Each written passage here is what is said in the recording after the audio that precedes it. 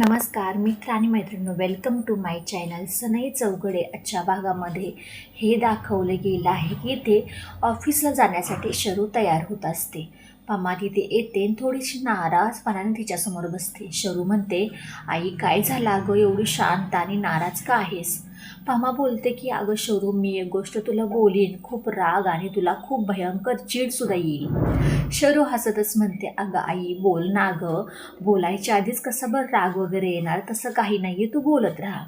पमा म्हणते, आशूला बघण्यासाठी आज घरामध्ये पाहुणे येणार आहेत, पण आपल्याला तू आज घरामध्ये नकोच राहूस. असं म्हणल्यानंतर ना शरू म्हणते, नकोच राहू म्हणजे मला काही कळालं नाही आहे, तुला काय म्हणायचं आहे ते. पमा म्हणते, आपल्या शेजारच्या इथल्या काकू आहेत ना, त्यांच्या मुलीला मुलगा बघायला आला होता आणि ज्या मुलगीला बघायला आला होता त्याच्यापेक्षा छोट्या बहिणीला तो पसंत करून गेला. असं काही आपल्या घरात घडायला नको, त्यासाठी मी तुला बोलते, आज तू घरामध्ये नको राहू. तोपर्यंत शरू पटकन पमापाशी बसते. अगं आई, एवढं कशाला काळजी करते तू?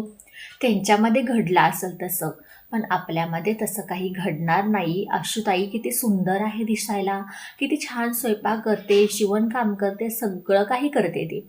आणि तसं पण मी ना आज ऑफिसमध्ये माझं इंटरव्ह्यू आहे, त्यासाठी मी जाणार आहे, त्यामुळे तू तर काळजीच करू नको, मी घरामध्ये थांबणारच नाही.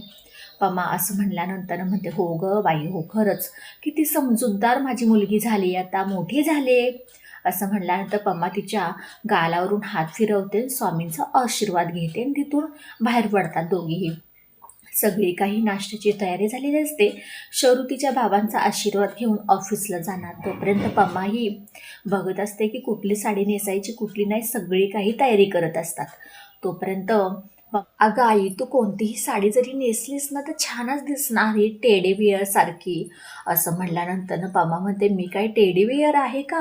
बाबाही म्हणतात माझ्या बायकोला कोणीही टेडीबिअर नाही म्हणायचं, ती फक्त माझीच टेडीबिअर आहे. असं काही हसी मजाक चाललेला असतो. तो पण शरू ती गाडीवरून चाललेली असते, तिची गाडी बंद पडते आणि तिलाही कोणीही लिफ्ट देत नाही, म्हणून गाड्यांच्या मध्ये उभे राहते. तोपर्यंत जयची गाडी येते. जय गाडी थांबवतो, पाहता जय तर अजून रागा संतापाने म्हणतो, अगं तुला काही दुसरी गाडी भेटली नाही का त्याच्यासमोर तुला उडी मारायला? माझीच गाडी काय मरणासाठी भेटली का तुला?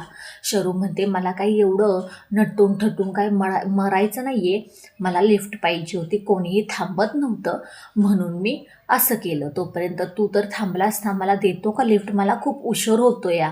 तो पण ती खूप विनवण्या करते. जे काही थांबत नाही, त्याला खूप गडबड असते मीटिंगसाठी, तो निघून जातो. तरी शरू तिथेच थांबते, तिला रिक्षा भेटते, रिक्षाने ती जाते ऑफिसला जात असताना रिक्षाने इथे जयची गाडी बंद पडते. सेम कंडिशन शरूबरोबर झालेली असते तशी जयही करतो. जय पटकन ज्या रिक्षात शरू बसलेली असते त्या रिक्षामध्ये जाऊन पटकन बसतो. शरू म्हणते, रिक्षावाले काका, तुम्हाला माहिती आहे ना, मी पहिल्यांदा बसले होते, मला ज्या ठिकाणी जायचं आहे तिथेच मला सोडायचं. जय म्हणतो, मी तुम्हाला दुप्पट पैसे देतो, पण मला ज्या ठिकाणी जायचे तिथंच सोडा. ह्या दोघांच्या वादामध्ये तो रिक्षाला वैतागलेला असतो. म्हणतो, हो हो, तुमच्या दोघांना ज्या ठिकाणी जाय तिथे सोडतो मी, पण भांडू नका तुम्ही. जयच्या ऑफिसमध्ये गेल्यानंतर शरू कॅबिनमध्ये जाऊन बसते आणि जय मागून येतो आणि शरूला पाहता क्षणी त्याची तळपायाची आग मस्तकात जाते. म्हणतो, तू इथे कशी काय? शरू म्हणते, तू इथं कसं काय? तो पण जय म्हणतो, अगं माझंच ऑफिस आहे म्हटल्यानंतर मी येणारच नाही ते. बघूया आपण पुढच्या भागामध्ये नक्की काय होतंय. जय तिला ऑफिसमध्ये ठेवेल का? शरू तिथनं सोडून तर जाणार नाही ना. व्हिडिओ शेवटपर्यंत पाहिल्याबद्दल खूप सारे मनापासून धन्यवाद.